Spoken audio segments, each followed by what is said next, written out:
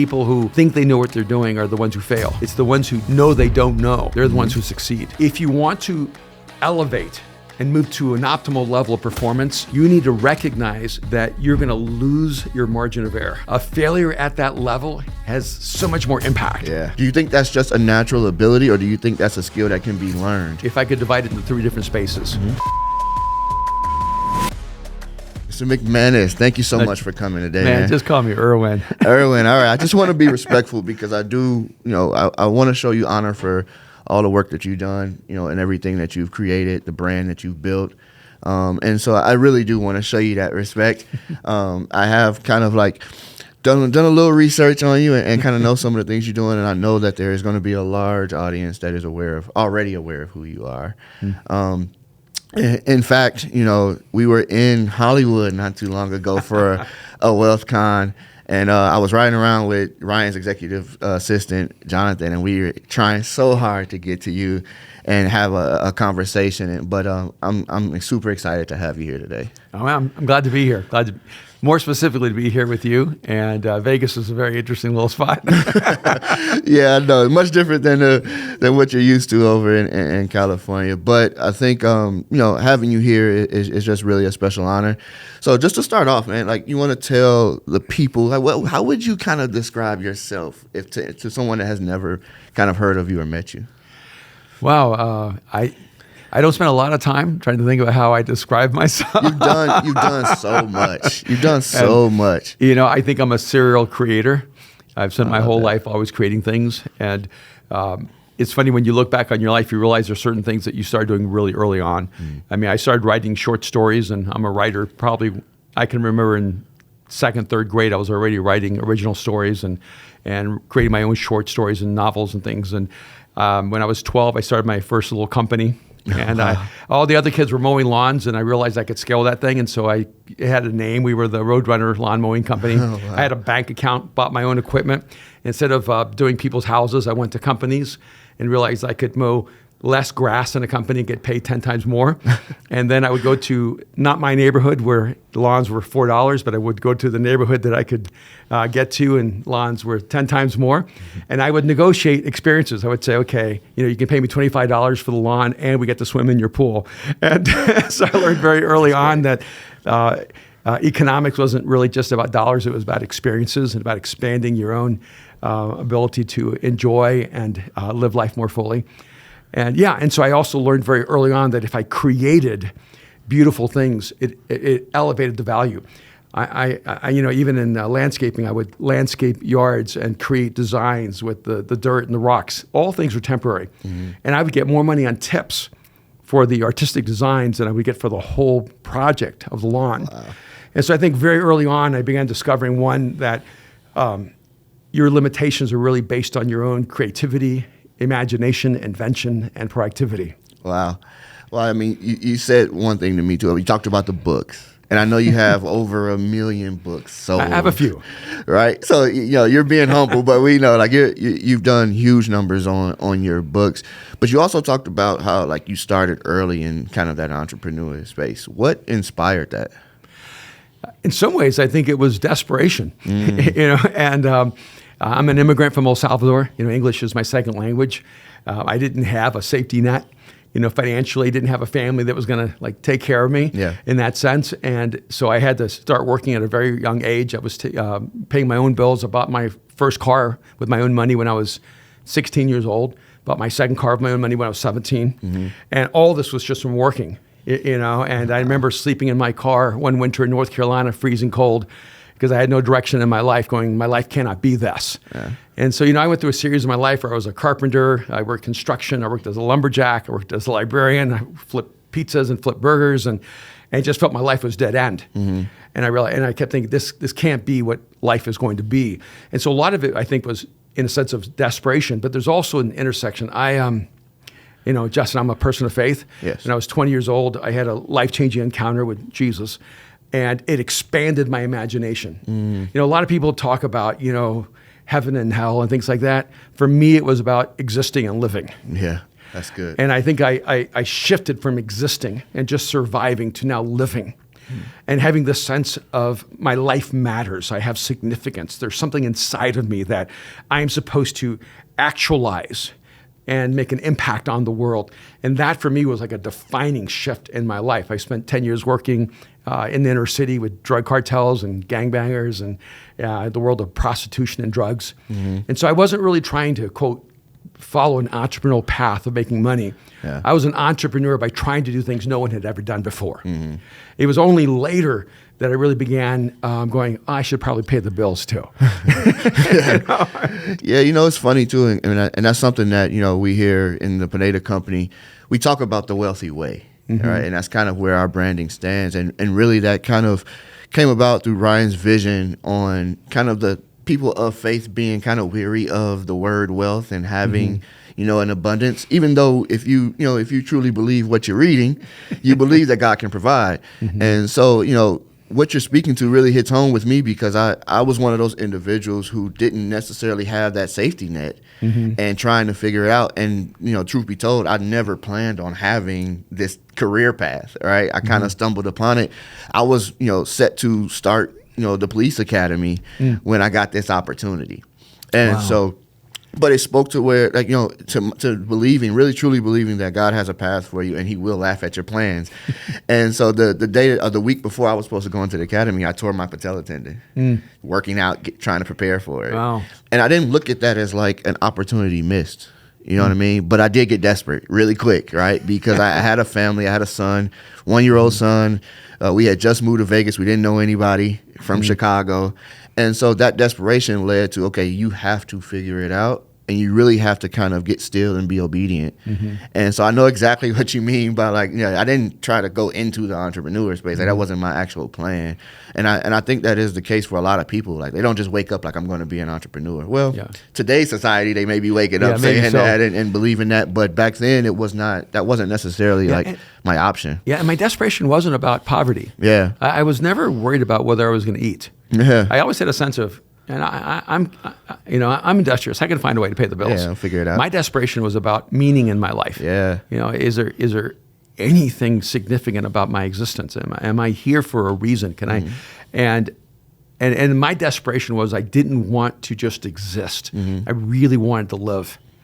And that I think is where a lot of my entrepreneurialism came from. Was I just kept pushing boundaries. I kept pushing boundaries. I kept risking and innovating and creating. And I just decided that just because it had never been done doesn't mean it couldn't be done. And I did not want to do what had already been done. I did not want to create what had already been created. I really had a drive to in a sense, prove that the impossible was possible. Yeah. Do you believe that individuals who necessarily are in the current space of not knowing what they want to be and what they want to create, do you think that's just a natural ability, or do you think that's a skill that can be learned, trying to, create new innovations and be different? Because I find that especially for the individuals that are in Wealth Creator that I'm coaching, a lot of them struggle with what their true identity is to even start making content. Right? Yeah. They don't know. It's hard to kind of coach somebody on what content to make when they're still struggling to find their identity. Yeah, I think that if I could divide it into 3 different spaces, outcomes, process, and essence. That's good. Most people are focused completely on outcomes. I want to be rich. Yeah. I want to buy a house. I want to be famous. I want to have 1 million followers on Instagram. It's completely focused on outcomes. And of course, the elevated version of that is focus on process. And if you fall in love with the process, you get the outcomes. In fact, the most successful people are the people who love process, not outcomes. Yeah. And when people ask me, how do I know if I'm pursuing the right dream? Well, here's the simple thing. If you love the outcome, that's not the right dream. That's envy. That's good. If you love the process, it's the right dream. Yeah. But before process, there's essence. The most important question you can ask yourself is not, what do I want to do, but who do I want to become? Your identity shouldn't be based on who you are. It should be based on who you're becoming. That's good. And so for me, my first area of focus all my life was identity, essence. Who do I want to be as a human being? If I'm poor or rich, successful or failure, if I'm known or unknown, all that is irrelevant in this particular moment. What matters is when I look in the mirror, who is the man I want to be? Mm-hmm. And I want to know that I'm either that person now or I am doing the hard work of becoming that person. Mm.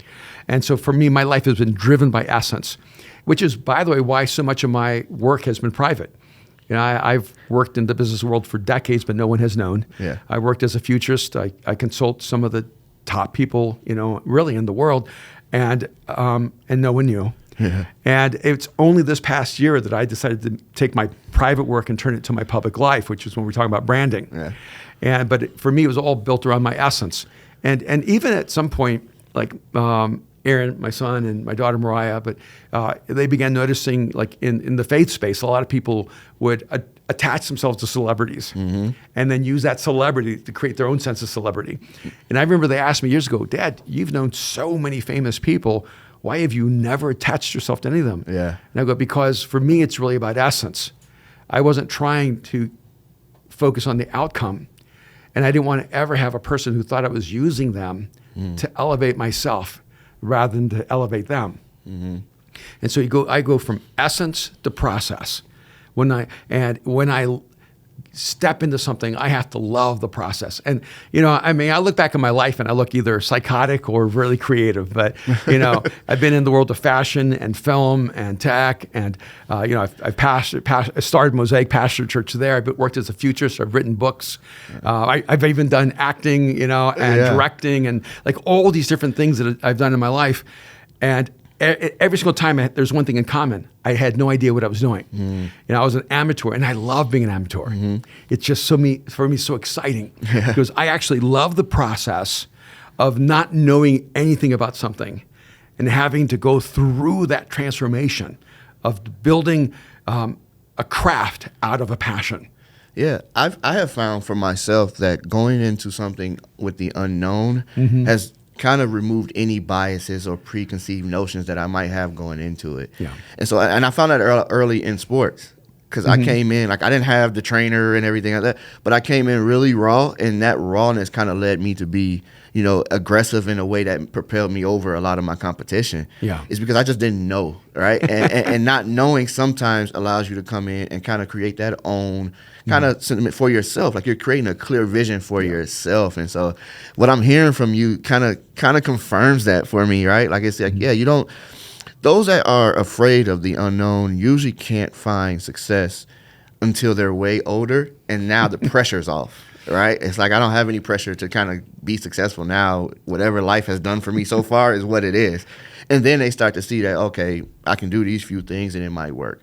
But I have found like being younger or, you know, and that's what I encourage younger people to do is like, no, just go after it. If it doesn't work, you can you don't lose anything. You're just where you started in the first place, right? Yeah. And so it's awesome to see that, you know, you're a person of success that experienced some of the same things. Yeah, and my newest book coming out called Mind Shift, I have an entire chapter called No One Knows What They're Doing. That's good. and one of the huge mental shifts that I had to make was the realization that people who think they know what they're doing are the ones who fail. It's the ones who know they don't know. They're the ones who succeed. Yeah. Because it's the entire posture of knowing that you don't know. Yeah. That's incredibly important. And I've worked with so many people. I've had a lot of employees, a lot of people on my teams. The hardest person to work with is the person who thinks they already know. Yeah. And because they're unteachable. Yeah. It's that person who knows they don't know. They're just so ready and eager to learn that they have no limit. Yeah. So you started quite a few businesses. You've done a lot. How do you look for a person when you're looking for someone to hire? What are some qualities that you're looking for? Well, what I really look for, I listen to language, by the way. Okay. And when I ask a person to tell me a story about, you know, some experience of their life or some failure, but I pay attention to whether they blame other people or the circumstance or the environment for the failure, or whether they take personal responsibility themselves. What I find is that people who take ownership are the best employees, even when they take ownership of failures that were not theirs, because if the fault wasn't yours, then you don't have the power to fix it. All right. But if the fault is yours, then you do have the power to fix it. So I look for teachability. I look for humility. I look for a person who expresses gratitude. And I very, very much pay attention to how a person talks about the people they used to work with. That's good too. Because I know however they talk about their previous bosses and their previous coworkers is how they're going to talk about me. Yeah. And I'm not the exception, you know. And if you think they're going to talk differently about you, you're a narcissist. Yeah. And, No, you need to so realize true. that they're going to bring in that with them because that's who they are. Yeah. And so I look for humility, teachability, gratitude. I look for people not that are spectacular, but that are faithful. They just show up and do the hard work every single day. And frankly, I look for people that are likable. Because if I got to work with someone, I don't want them to suck the joy out of my life. Yeah. And, I want to be around people that I like and that they're likable. And I know that if they're likable, that other people will like them and the company will just naturally flourish. Yeah. How different is it when you're in the hiring process of finding someone for maybe your personal business and then your church? No difference at all. Yeah. Well, maybe, no difference at all, because you want people of character in the church. Yeah.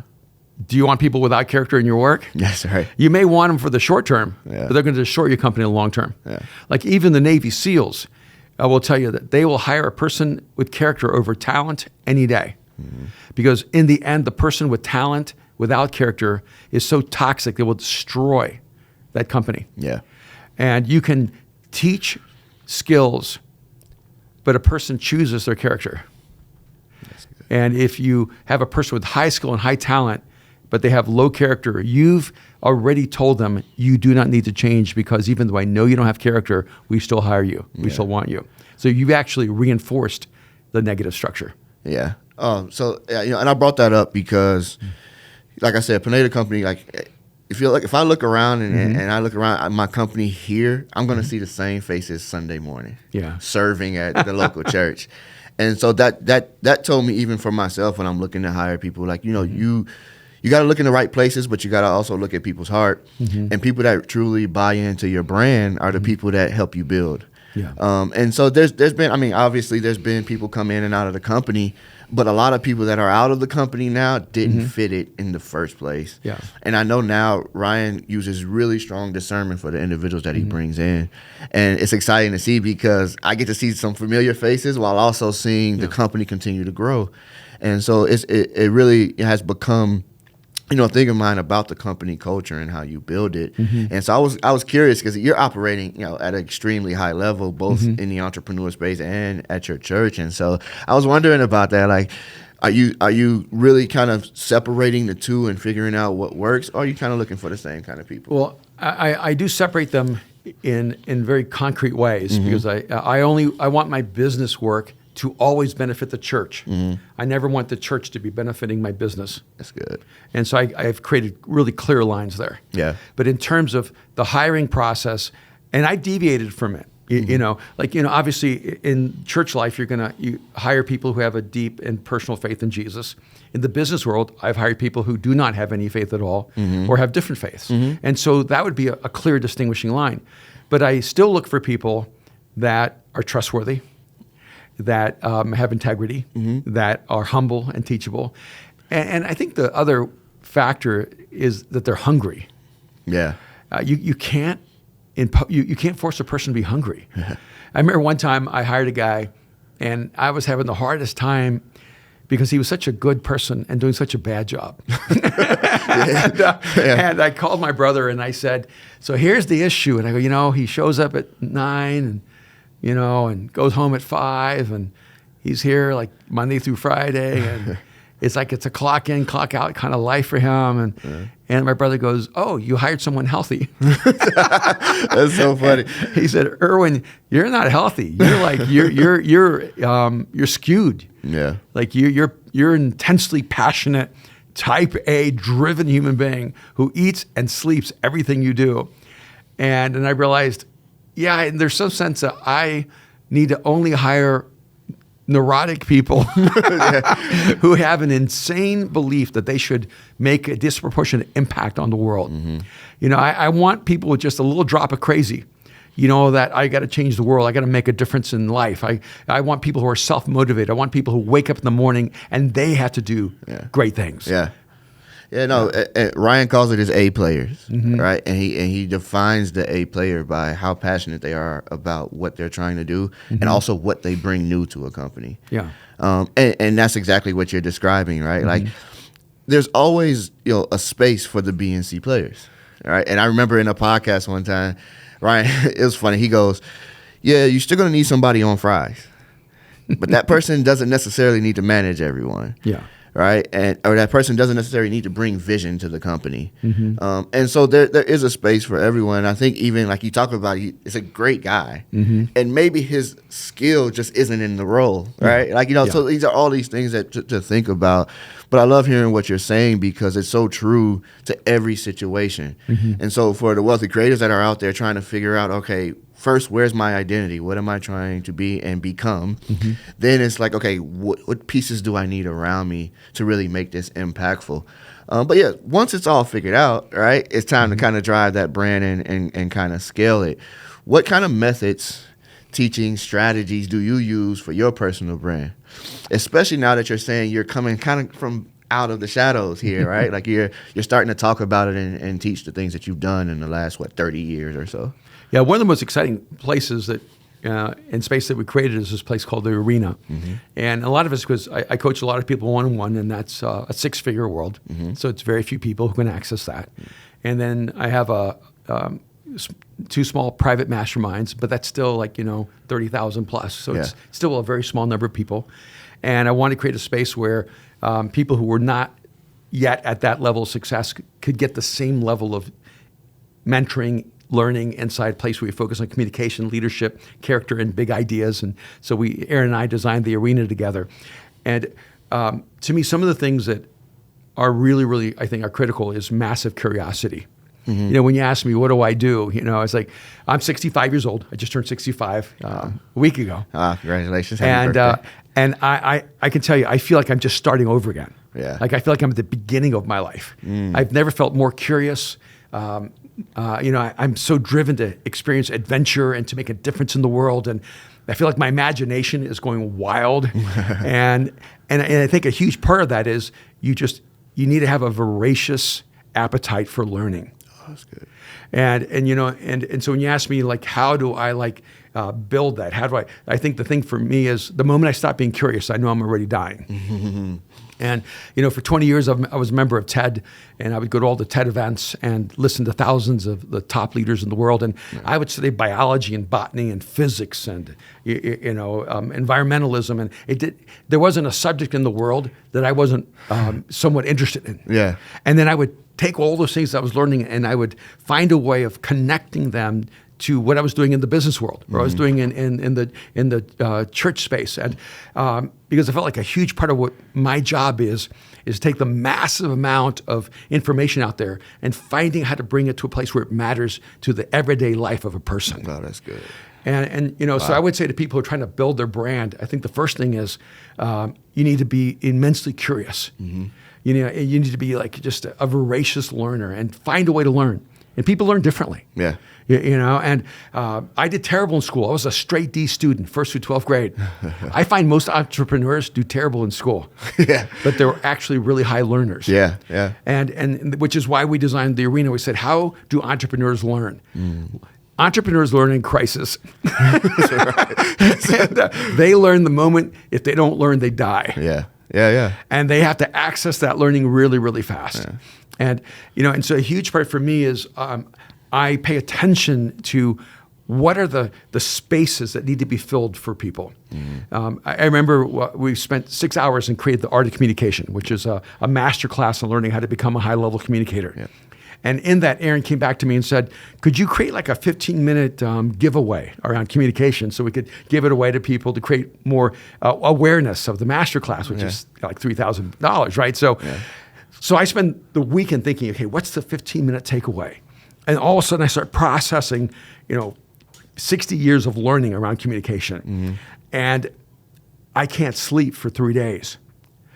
My wife saw me at 5 a.m. I was drenched in cold sweats. I was writing down And I created the 7 frequencies of communication, which ended up being another, 4 or 5 hour masterclass. And when I came back in, I said, I've got something. And they go, Dad, this isn't a 15-minute takeaway. This is like a breakthrough view of communication. I identified the 7 dominant frequencies through which humans communicate and how those communication patterns actually connect to people and how they move information and make it transcendent in a person's life. Yeah. And the top communicators in the world are able to flow through all 7 frequencies. But most people only use one of those frequencies all their life.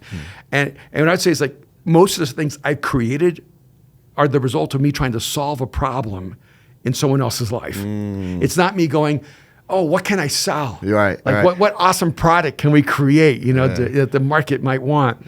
It's always about, how did I get that breakthrough in my life? Or how can I help, Justin solve this problem in his life? And the moment I'm focusing on meeting a genuine human need, that's when something really amazing is created. Yeah. You said so much, and I'm pulling so much from what you just said, but the very first thing that you mentioned was you intaking information. Yeah. Right. And I think when it comes to content creation, a good communicator just knows it. Right? They're not trying to perform for a camera. Yeah. They're not trying to perform for an audience. And so the first thing I teach my students is don't talk about things you don't know. That's right.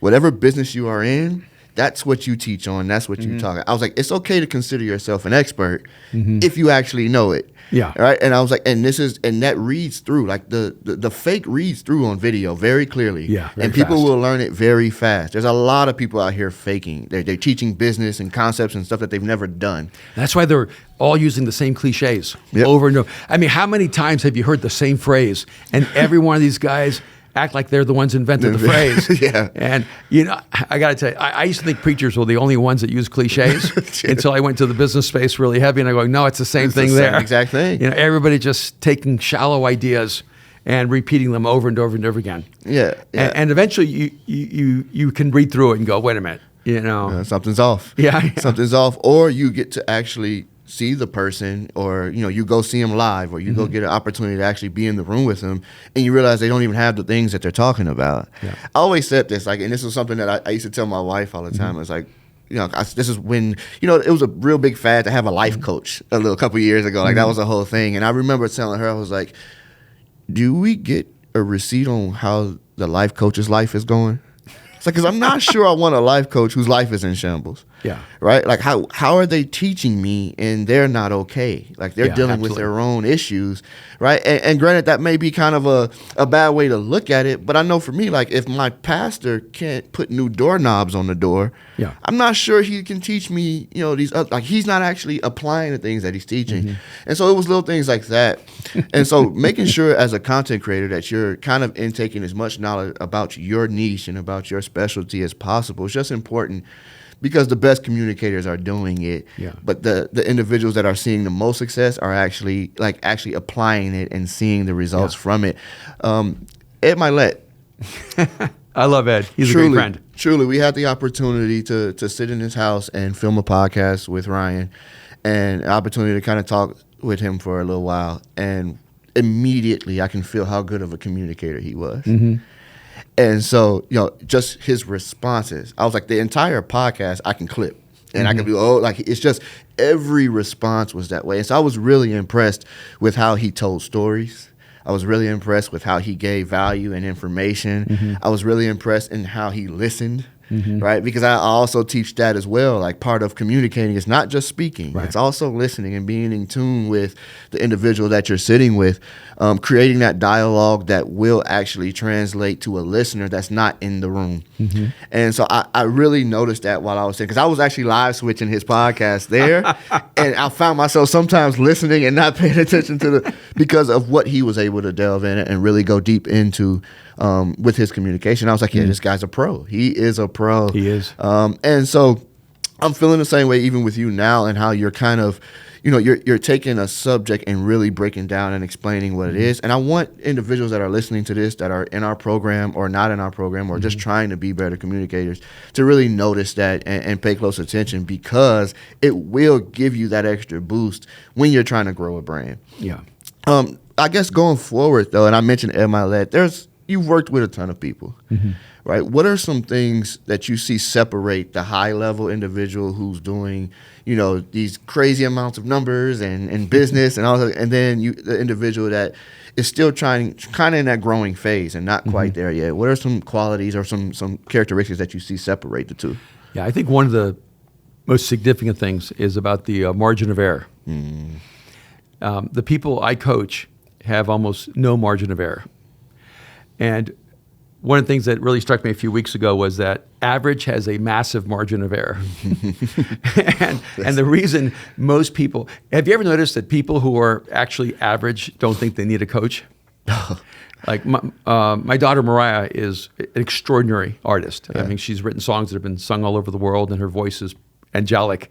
And she used to get frustrated and would tell me, Dad, I tell my team they need to get voice coaches, and they get insulted. Yeah. And when she was the most successful of all of them, and she always has a voice coach. Yeah. And I told her, I said, Mariah, only the top tier people understand that the best in the world always have coaches. I was just at the U.S. Open, and Novak has a coach. Yeah. Medvedev has a coach. Rafa has a coach. Yeah. Kobe had multiple coaches. Yeah. And, the best in the world always have coaches. And the reason is because of the margin of error. So if you're shooting for average, you don't need a coach. You can hit average and without a coach. And if you want to go from average to good, you're going to need some level of coaching. And if you want to go good to great, you're going to need high level coaching. But if you're going to go from great to transcendent, to be the best in the world, the margin of error is almost zero.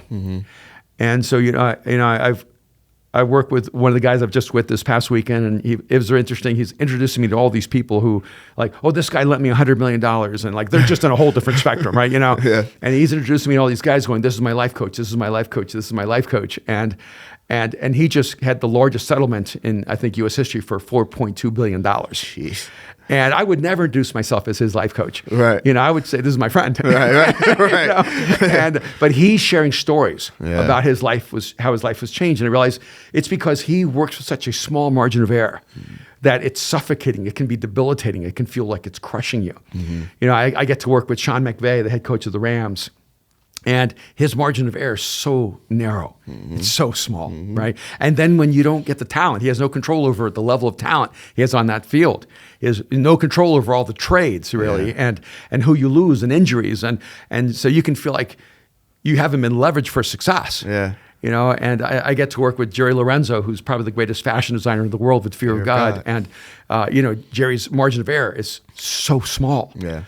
And I think that's the difference, is that if you want to elevate and move to an optimal level of performance, you need to recognize that you're going to lose your margin of error. And you have to be comfortable realizing that a failure at that level has so much more impact. Yeah. Even a moral failure, even a personal failure has greater impact. If you want celebrity, then don't be surprised when your private life is everywhere, right? If you have massive fame, people are going to evaluate everything you do in your life, whether it's fair or not. It doesn't matter.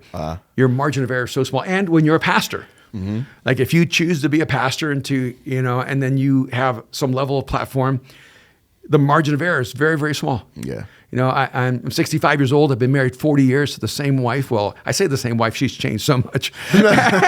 She's a different woman every 6 months. My greatest, to me, the greatest trophy in my life is that our son Erwin and our daughter Mariah still want to be my best friends. Yeah. And to me, that's the best proof of concept. And you're right. Most people who coach don't have proof of concept. And proof of concept in coaching is your life. And I remember speaking to this group at the 100 million mastermind, and all these guys are wealthier than me.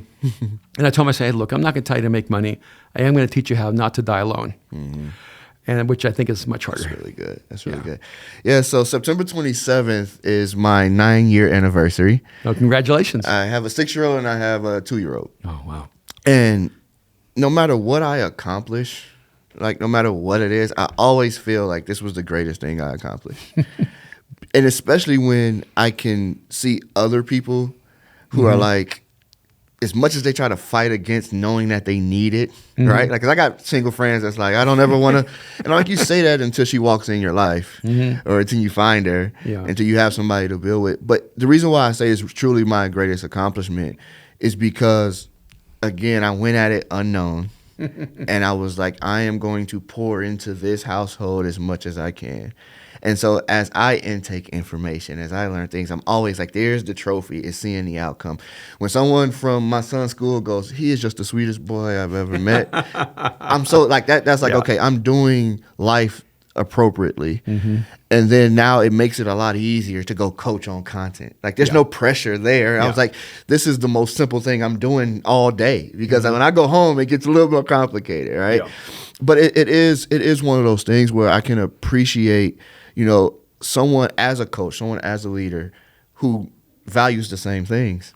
And so that was one of the things even Ed Milet talked about in his podcast, is about his family being what is most important, and all his successes. We're, like I said, we're sitting in this $30 million house, and he's got another one right up the street, and he's got another one. Like, we're sitting in that, and it's like, no success is going to make you feel the way that's going to make you feel. And so it's awesome to hear you say it as well, because, again, like, for me, I try to take as much as I can from any individual that's doing at a high level. Right, being day-to-day, shoulder-to-shoulder with Ryan every day, I take bits and pieces from him on the daily basis to implement myself. And what I'm learning is that a lot of individuals that's doing it at a high level are doing the same things. Right? Now, strategies may be different, but what they value is all the same. Like, there's no amount of money that holds more value than what I'm seeing in their families and in their lives, and they all speak of it. So it's powerful. I want to talk a little bit more about mind shift. Okay. You mentioned it. You briefly mentioned it earlier, but it is your newest project, correct? The newest book, yeah. Okay. So tell me a little bit more about mind shift. What can a reader expect from, intaking it? Yeah, I was in a conversation with a guy in an accidental mastermind. I was invited to a bachelor party. I've never been to a bachelor party in my whole life. Here I am, 65 years old, I'm going to my first bachelor party. My wife's like, what are you doing going to a bachelor party? That's great. And when he found out that I was going to drop in, he goes, hey, would you mind teaching what you teach us in your mastermind? So I'm going, wait a minute. No way. I thought I was going to the bachelor party. Now I'm teaching. Yeah, he set you up. So I end up in a 3-hour mastermind with these 12 guys. And then he goes, since we have Erwin here, we have time for Q&A. So I spend another 2-3 hours in a Q&A. Then he goes, hey, Erwin's still going to be here so he can meet with you one-on-one. So I ended up in an all day. And so I just thought of my plan for my 10-year renewal. I'm going to invite you to officiate, but it's going to be all my friends for a mastermind. That's what we're going to do. But one of the business guy goes, there's this other opportunity in my company. It's a huge opportunity. It would expand my wealth and influence, but I just can't seem to break through this wall. And I said, all right, take a minute, and I just want you to think about what your life would look like on the other side of that wall. So you break through that wall, imagine the whole world of how it will look. And then I said, do you want that life? And he goes, no. And I said, you are the wall. Yeah. And he looked at me and goes, what? I said, you are the wall. And he goes, And most of the time in life, we are the wall. We think it's external circumstances, obstacles, people, institutions, government, the man. We think it's someone out there keeping us from achieving our full capacity and our full potential. Most of our limitations are internal mental constructs. And so the first page of the book literally says, the intention of this book is to destroy internal limitations. And so I took 12 mental constructs that limit us from achieving our optimal life, our highest level of capacity, that are so subtle. And if you can make that shift, it'll open up your life. And like when we talked about the chapter of no one knows what they're doing, the moment you can see this and realize that being an amateur, being a novice is the most ideal place to be at when you're moving into something new, it'll change the way you see everything forever. There's a chapter called You Are Your Own Ceiling. And when you begin to realize that taking personal responsibility doesn't diminish you, it actually empowers you. And because when you blame someone else, you're also transferring to them the power to bring change. When you take responsibility, you're actually embracing the power to bring change. So good. I was in a business meeting, 30 years ago, and I was asked to come help change a company. And I said, this was a massive failure. We looked at a project. And I said, I need to know who in this room was responsible for that failure. Yeah. One by one, every executive in the room said, not me. And then I said, all right, here's my recommendation. I want you guys to do one thing. Go find the person who's responsible. Bring them into this room. And then I'm going to fire the rest of you and only hire them. Because the only person I want in this room is the person who's responsible. Yeah. Because they're the only ones that can bring change. Oh, that's good. And, it was a little shaky that day. And, Sure. And so the book is about internal limitations and how to shift those mental structures. The day I began writing this book, October 26, 1990, it was the day after Buster Douglas fought Evander Holyfield. Okay. And, Buster Douglas had 9 months or so earlier beat Mike Tyson in Tokyo, Japan. Mike Tyson was at 37-0, had never lost. Buster was a 42-1 odds underdog. And he knocks out Mike Tyson in the 10th round. So everyone's like wondering, what's his defense of the title going to look like? Right. He shows up out of shape, overweight. I heard that he was in a McDonald's at a mall that day. I don't know if that's apocryphal, but that's what I heard. And but he clearly was unprepared, knocked out by the third round, was completely, he had already surrendered. Yeah. He had lost before he walked into the ring. So the next day I'm listening to 3 guys on sports radio.